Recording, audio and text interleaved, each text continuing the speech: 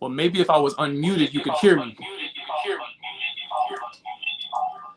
That would work. What's up, guys? My name is Keon Brown here with Xavier. Xavier, introduce yourself to the people.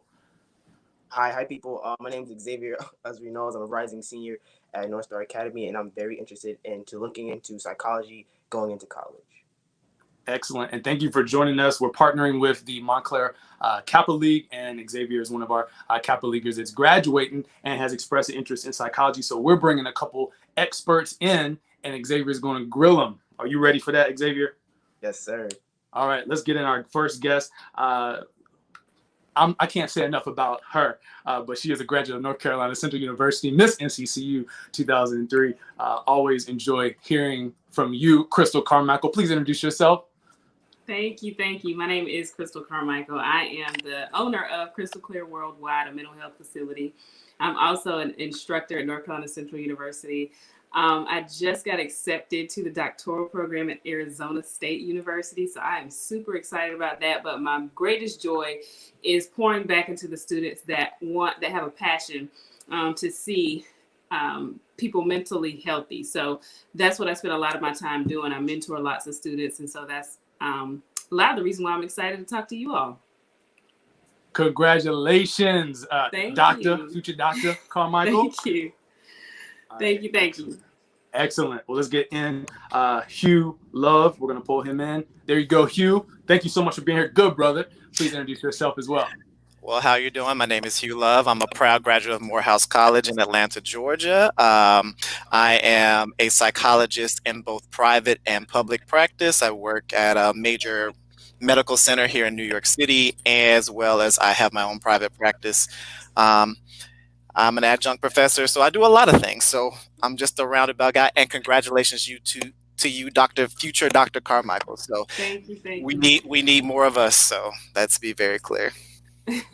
All right. Well, thank y'all for being here. We're going to jump right in. The intention of this half hour, this time here, is to expose our young people to the maximum amount of careers. And I thought this was the best way to do it. They tell us the careers they're interested in, and we grab the professionals, and they get to talk to you, just like this. So, Xavier, why don't you start us off with your first question? Okay. So my first question that I had was, like, what class, like when you first, like your first year of college, if you guys remember, what classes like do you guys have to take? And like which of those like classes that you took were like most important, you think, to like your degree, and like what you wanted to do? Crystal, you want to start with that? Sure, I will. So once I started in my major, of course, you know, when you start college, you have all those foundational type courses that you have to take before you get into your major. And so I'm a human sciences person, not a hard sciences person. So the most difficult courses for me were the courses like statistics and research methods. But after getting into those courses and learning the information that I needed to learn to be able to do the research that was needed in my field, I realized how important it was. So it didn't take me long to really get into it and really start to be passionate about how research methods and statistics influence our field. So it did start out as being a little challenging, but I think that as you get into the field, you'll understand the importance of it, and then it'll be a little bit more easier for you to get into. Hugh, did you want to follow up? I will say so. As far as, so I didn't take the traditional route. I was not a psychology major in my undergrad, which is something we can talk about later, that's not always necessary. And what I do remember, though, is in those foundational courses that were spoken about, that I took a class called social psychology, and that whet my interest in psychology in general. I was just like, okay, this is kind of cool. I was a business major at the time. I was a marketing major, which there's a little bit of there's definitely a little psychology in marketing. There's a lot of psychology in marketing. So that just stuck with me throughout time. Now, when I actually, went into grad school and started studying psychology, I was thinking more along, like, some of the harder courses were those statistics courses, but it wasn't necessarily the mathematics portion of them. It was just trying to understand what they were saying to me. It's a little bit of a different language, and but it's a good way of just trying to understand what it is that you're looking at. So through a mathematical lens, but statistics is a little bit more advanced than that. Yeah. can we go?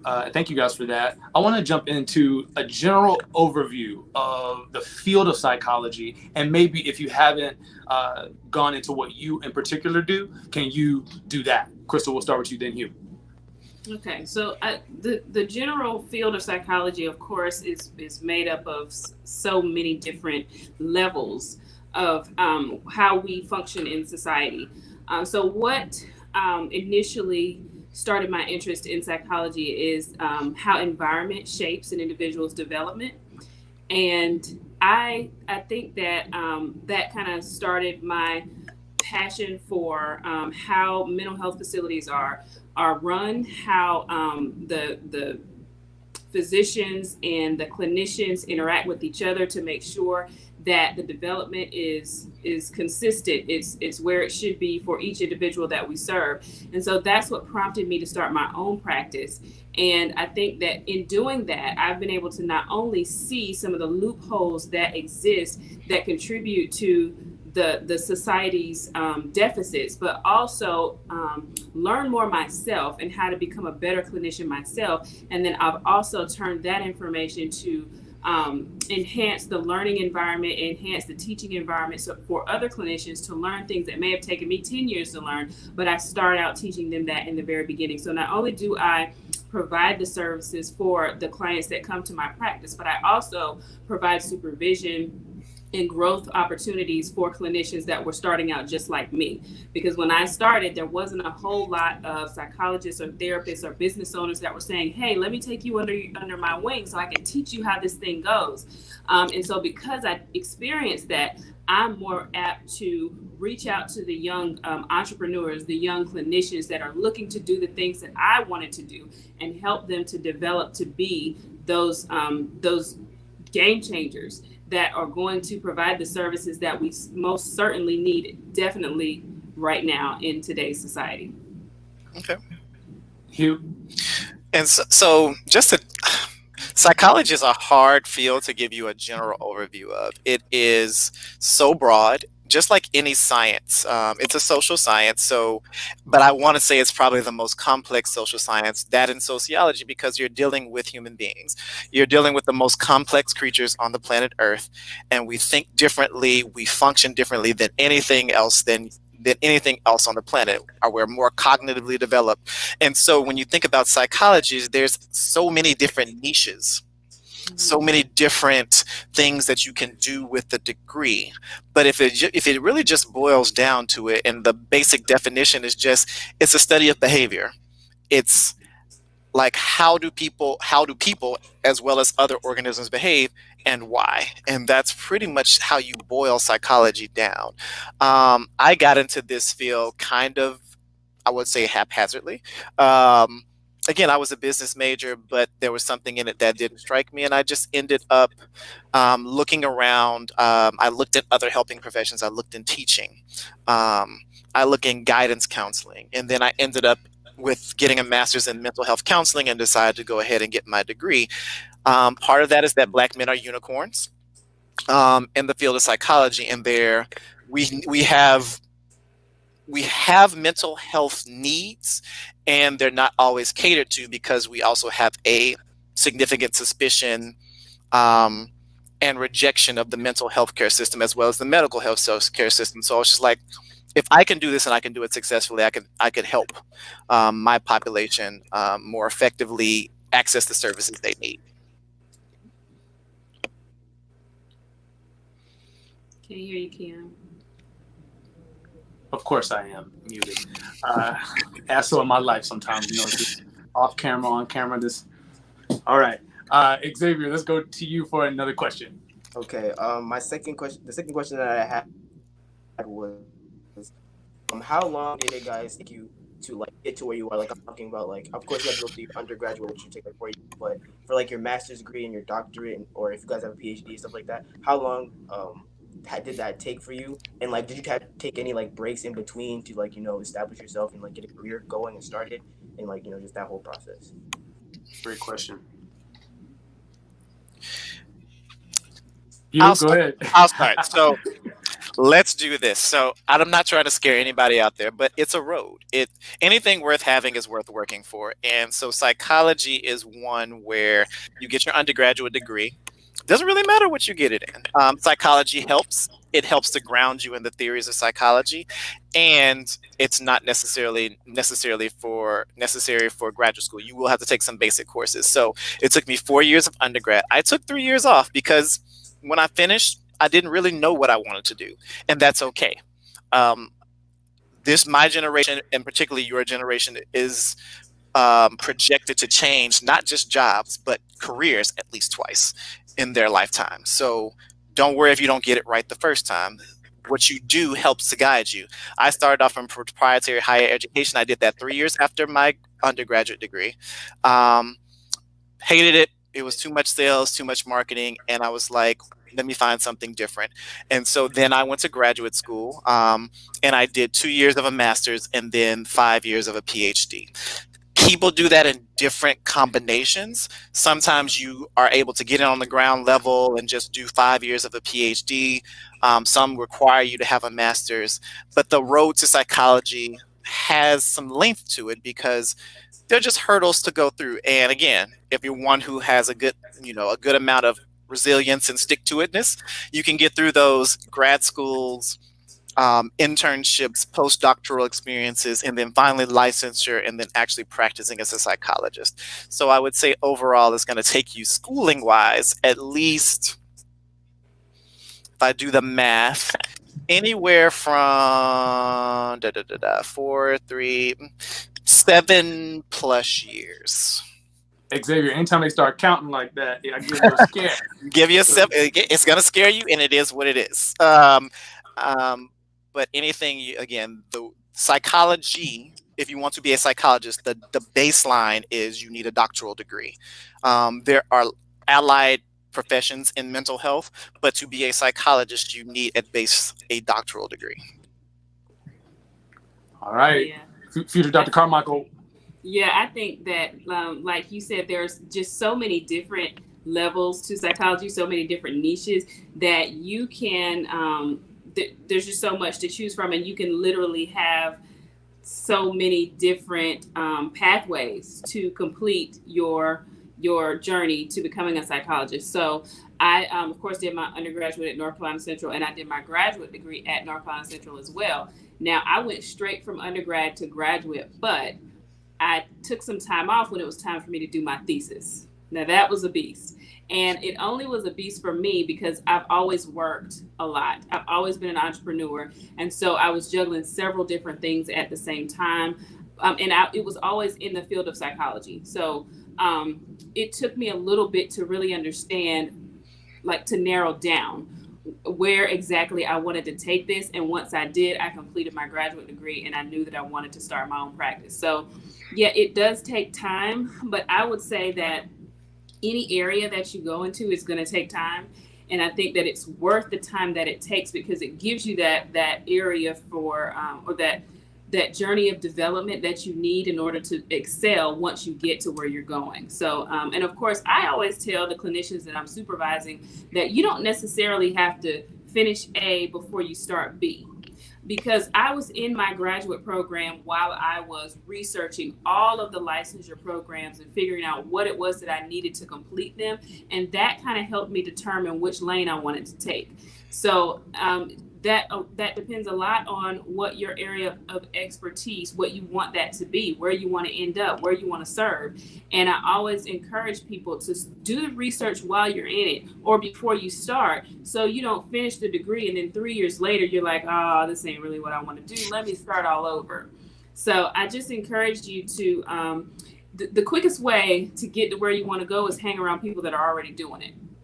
They can give you the guidance, they can give you the advice you need, they can steer you in the right direction when you start to kind of fall off or lose your enthusiasm for it. And so I think those are the things that you want to do while you're pursuing it, so you don't have to take this 15-year road to get to somewhere that could have taken a lot shorter of time.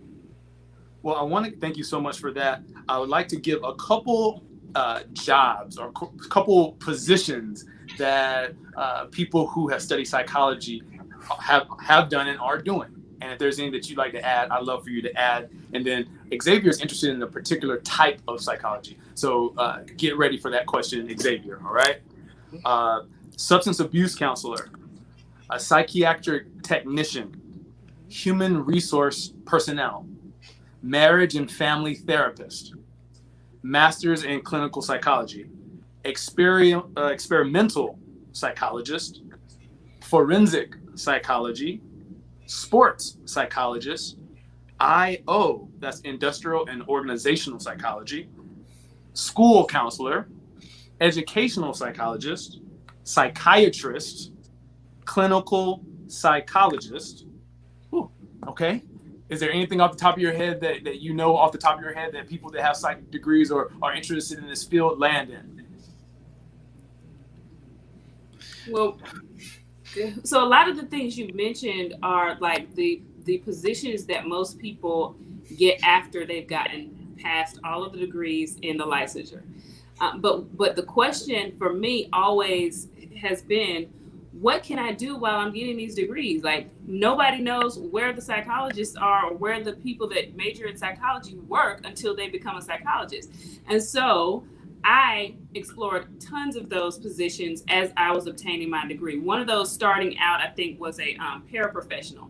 I don't even think they have paraprofessionals anymore. I think now it's qualified professional, but it's one of the things that you don't have to have completed your degree yet, but you can have experience. I think it requires at least 2 years of experience working in human sciences to understand the human development process in order to be employed in that position. And then as you get into that field and get that experience, then you continue to move up in whatever organization that is, because typically if you work in an organization as a qualified professional, there are other positions that require that background in psychology, like associate professional. I can't think of all of them. Paraprofessional, qualified professional, associate professional, and that's when you get into associate level. What do you call it? Licensed clinical addiction specialist. So then those are the licensures, but if you're not fully licensed, you can be an associate level of those fully licensed positions before you finish all of your hours, all of your degrees and things of that nature. So I think that's important to know. You don't have to wait until you become a full licensed psychologist before you work. There are so many different positions that you can work in. And for me, when I was in undergraduate school, I worked at a psychologist's office. So I got to know the ins and outs of what everybody did there. You can even be an office manager and get paid to do it while you're learning the profession. So when I did that, I got to work with other psychologists and even psychiatrists. So I understood, is psychiatry something that I really want to go into, given the number of years of school that it takes? After I've seen what the job looks like once you've done all that, is that something that I really want to go into? I was able to actually learn and understand the testing procedures that psychologists implement when they're doing testing for clients, and I was able to learn the billing process. All of those things you can be employed as you're getting your degree in psychology. I actually so much appreciate you bringing that up because, I think you have the benefit of doing the research. I feel like when I got into the field of psychology, a little bit more haphazardly, knew about what it was, but I wasn't given the necessary exposure, which I think is super important when you're thinking about not just doing a job, but you're going into a career field. Like, you're investing significant amounts of time and money into getting your training as a psychologist. So it would behoove you to figure out, like, if this is something you want to do.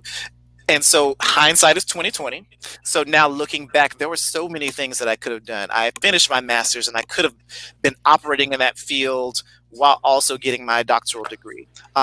Case managers are often individuals who go into psychology, and these are just individuals who try to find services for individuals who are in need.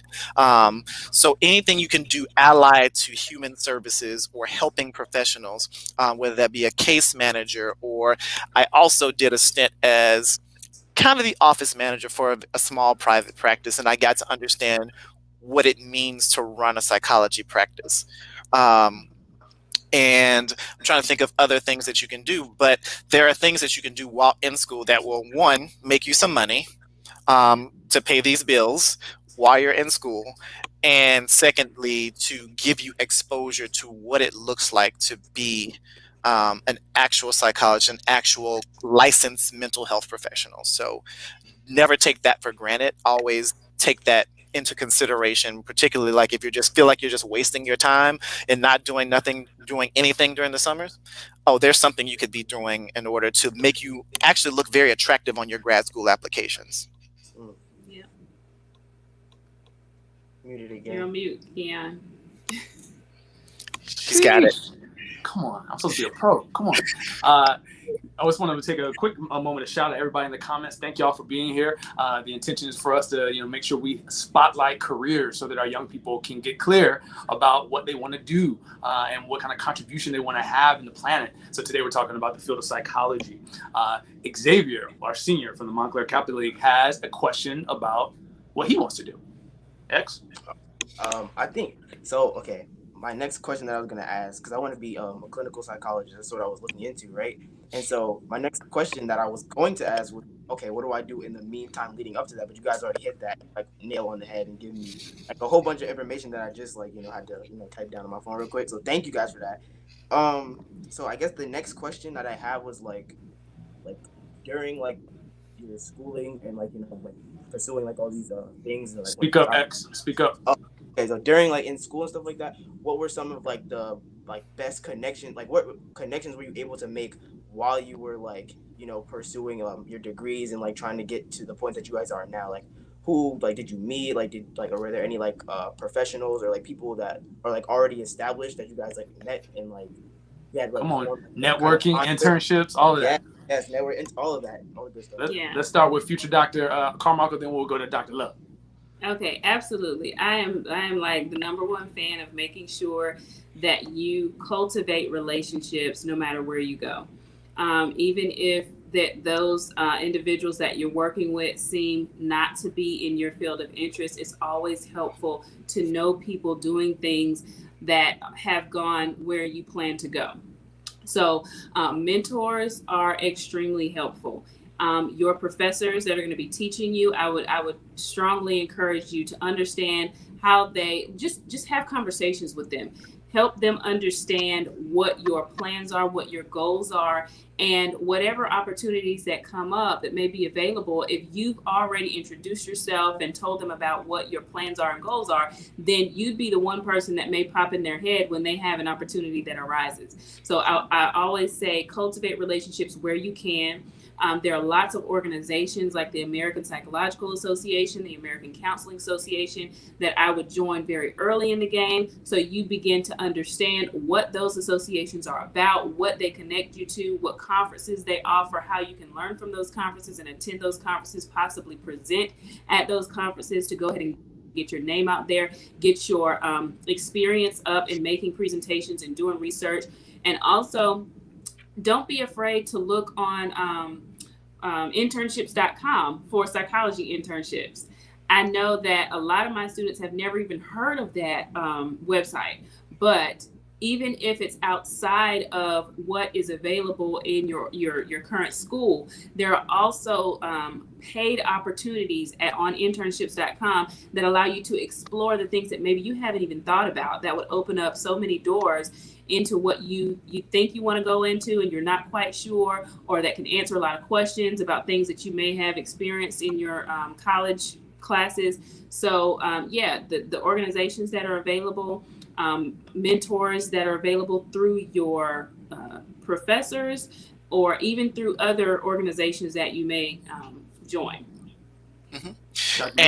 And there's I just want to echo everything that was already said, and just making sure that you are making those connections. I don't know if I was the grade A networker before I started grad school, but I realized very early that it was going to be very necessary.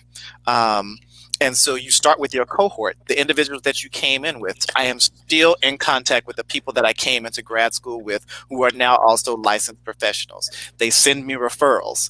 You start there. You start with your professors. Most psychology doctoral programs require you to identify a professor that you're interested in their research. Mind you, if you want a PhD, you have to do something called a dissertation, which is basically just a really, really, really long report. And it needs to be something that you're interested in enough to keep your interest for at least 2 to 3 years. And so you usually are paired with a mentor who helps you through that. And so you want to make a good relationship with your mentor because they're usually someone who understands what you're trying to study, and they can introduce you to other people. You can present for conferences with them. Again, all these things just kind of go into the database. They go onto your curriculum vitae or your resume, and they just start piling up. And you want those connections, and then you connect with the other professors in your field. You want to be able to, you want people to be able to say your name and your department, and people actually know who you are and not have to scratch their heads and feel like who is he? Who is Xavier? That's not what you want. You want to know like, oh, I know who he is. He's a good student. And I can't tell you how many times I've needed a recommendation from a professor. You will always need a recommendation from the time you start graduate school to the time that you get licensed and beyond. You may need a recommendation. Apply for fellowships. That's also a good thing. I was an APA minority fellow. Future Dr. Carmichael, if you haven't found that one yet, apply for that one. It's a great one because it gives you a significantly great network of psychologists of color. I had never seen so many men of color in psychology, women of color of all colors and shades. And so you want to apply for those things. And it gives you not only money, but a network. You want as many networks as possible. There it is. Well, we're going to have to leave it there. We want to do a last word. I want to give Xavier the last word. So I'm going to start with Dr. Love. Just final thoughts quickly as we conclude here, your final thoughts on what we're doing here and just anything you'd like to add. What I think we're doing here is amazing. It's something that I wish I would have had. I've said this a million times to people in hindsight is that, I was a little boy growing up in Memphis, Tennessee. I did not understand what was out there for me. And had I had more exposure early on, maybe I would have known what I wanted to do early on. And that's not any shade or anything negative to anyone else. But that exposure, this is exposure. This is, learning to say, like, I'm interested in something. Let me find people that will introduce me to people that do this so I can understand. I tell patients this to this day. It's like, stop saying you want to do something. Let me connect you with someone who actually does it so you can actually be sure that you want to do it versus, it sounds good. It looks good on TV. Looks good on TV does not float. You're going to love it. Does not float. And so you need to, and again, so what we're doing here, what's going on here right now is that exposure that I think all of our young people need. All right. Future Dr. Carmichael. Yeah, I think this is amazing. Of course, Dr. Brown is the originator of all things amazing. So I can appreciate you for establishing this platform for young, wonderful young men like Xavier. And Xavier, I just want you to keep your fire, keep your passion. Don't let anybody discourage you from continuing to chase your dreams. I think that how you do anything is how you do everything. And so I want you to start out strong so you end strong, and let everybody around you know that you're going to get this no matter what it takes, by any means necessary. So I think this is a beautiful thing. Keep in touch, keep surrounding yourself with positive people, and the best is yet to come. I guess it's my turn. So I want to say thank you guys, both of you, Dr. Love and future Dr. Carmichael, for just giving me like this experience, be able to talk to you guys and like understand more about like psychology in general. Like I think I have a better idea of like what I'm gonna have to do like leading up to getting like my career of choice. And it's all thanks to you guys. I really appreciate all the information and like the wisdom you guys bestowed on me. I also appreciate Keon for introducing me to both of you guys, because this is really beneficial for someone like me, because initially I was sure what I wanted to do, but I wasn't sure how I was going to get there. And so through this and this like experience talking with both of you guys, it's very beneficial for me to like now I understand I actually did it. So thank you again. Awesome. Well, thank you guys. Always gonna have some tech issues. You know it's going to have some tech issues on our first time. But thank you guys for being here. Thank you for investing your time in this program, and so much more to come. We had another Kappa Leaguer jumping on, but we missed him. Evan, thank you to Evan Reynolds from the Montclair Kappa League for putting this together and being diligent about getting the interest of his fellow Kappa Leaguers, and that's how we came to this point. So he led it, then he partnered with Xavier to come up with these questions and prepare our guests, and this is what mentorship looks like. Not just theory, not just trying to be an authoritative person in a young man's life. It's like putting them to work, letting them see it tangibly. And I'm so grateful for this.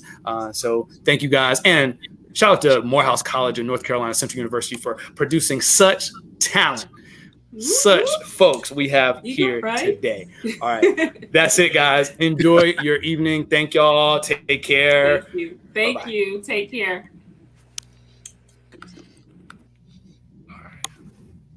All right, guys, we ended it. Thank y'all. Thank you.